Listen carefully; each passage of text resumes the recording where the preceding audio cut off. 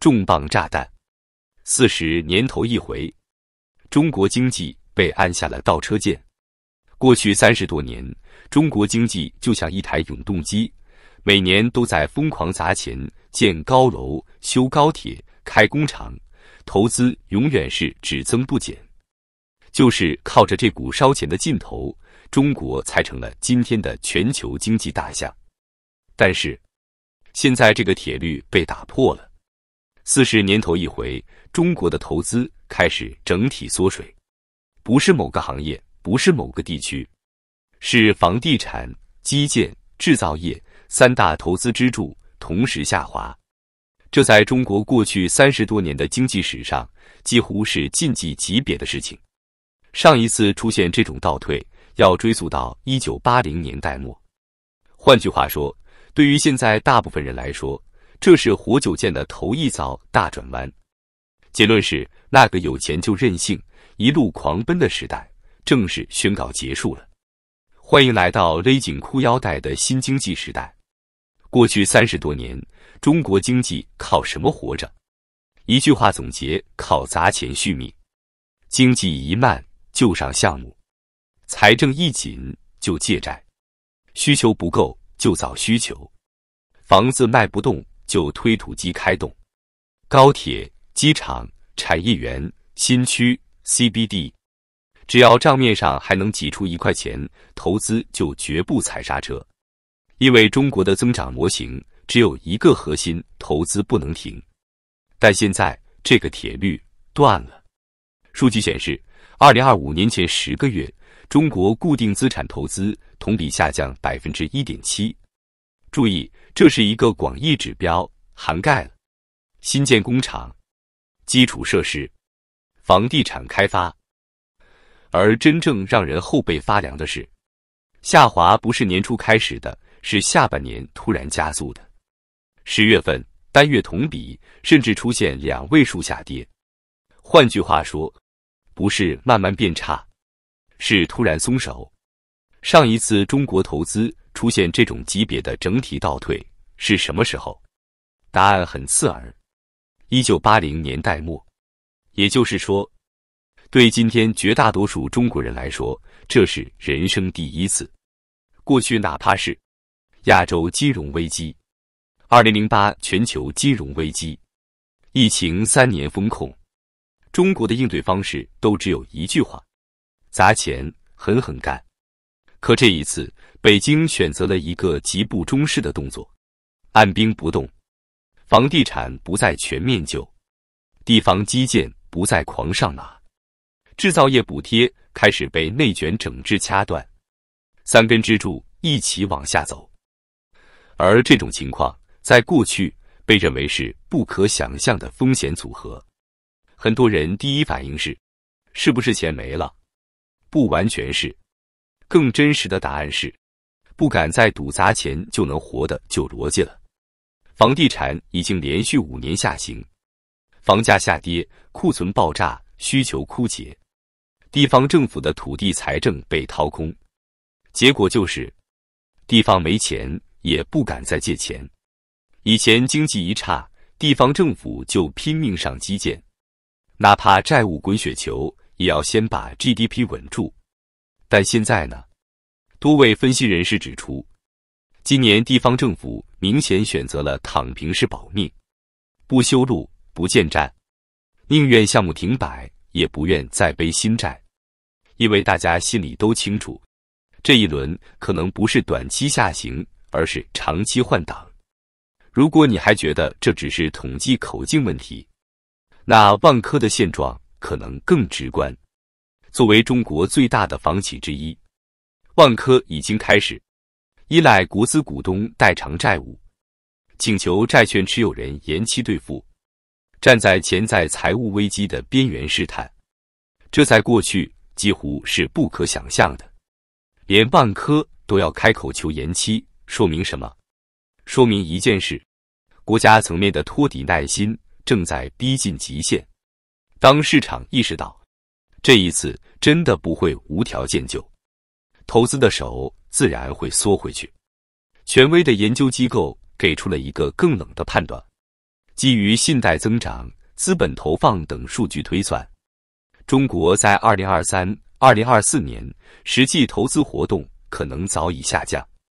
他們估算，中國去年的真實經濟增速可能只有 2.4% 至 2.8%， 遠低於官方公布的 5%。一句話總結就是，投資下滑才是常態，而不是例外。這句話比任何唱衰標題都殘酷，因為它意味着，那個有錢就上項目、靠投資頂住一切的中國，已經走到了盡頭。不是因為不想，而是因為繼續砸錢可能會死得更快。當砸錢機器熄火，中國經濟還剩下什麼？一個不太好聽，但必須面對的問題是，如果投資不再增長，中國經濟靠什麼活下去？答案可能比你想象的更殘酷。很多人會立刻反駁一句：不是還有出口嗎？今年貿易順差不是創紀錄了嗎？沒錯，出口確實還在撐場面。在全球保護主義升溫、歐美頻頻加徵關稅的背景下，中國依然靠着價格優勢，把商品一傳一傳地往外送，換回了創紀錄的順差數字。但問題是，出口救的是賬面，不是結構。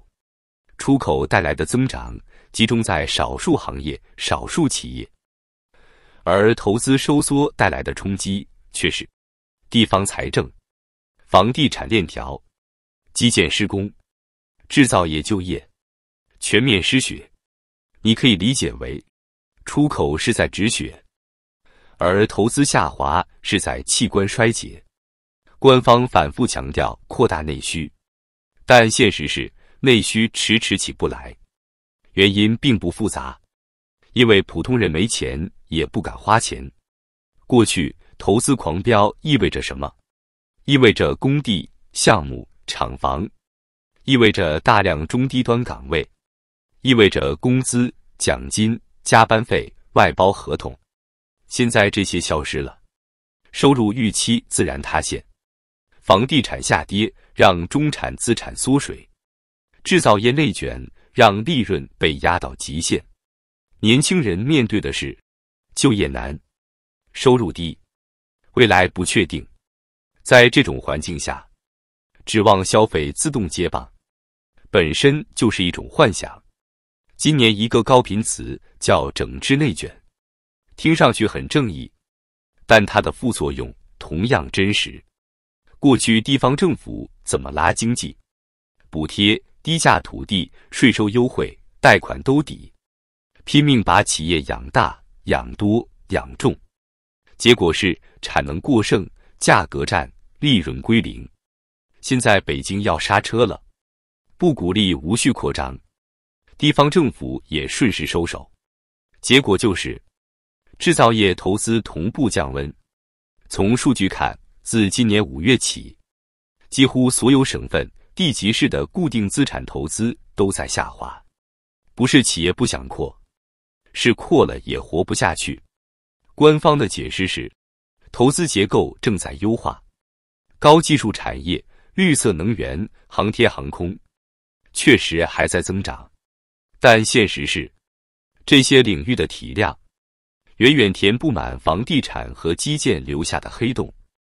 更諷刺的是，在固定資產投資明顯下滑的同時， GDP 核算中的廣義投資卻出現上升。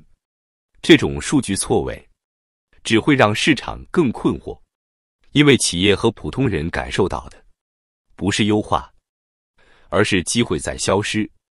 這一次最危險的地方不在於投資下滑本身，而在於預期變了。過去所有人都相信一件事，再熬一熬總會有新一輪刺激，但現在越來越多的人開始接受一個現實，可能再也等不到那一輪了。於是你看到的是企業拋售資產、凍結投資、收縮戰線、保現金、保命。這不是短期恐慌，這是長期防禦。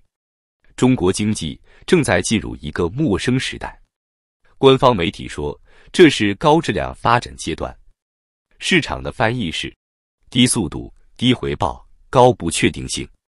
那個靠投資衝 GDP， 靠舉債換增長，靠房地產拉財政的時代正在悄悄關燈，而新的增長引擎至今還沒完全點火。